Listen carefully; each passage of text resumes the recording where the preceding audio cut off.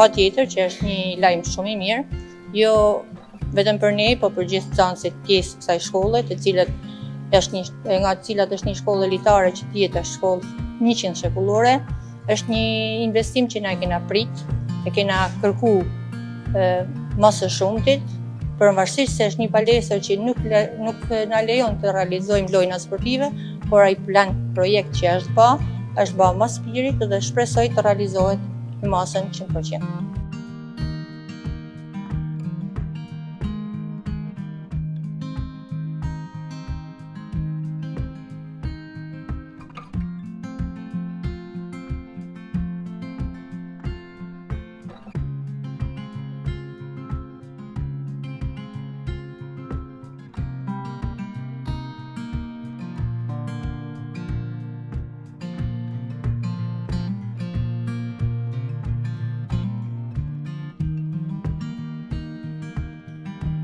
Unë kam 28 vjetë mësuese në këtë gjimnaz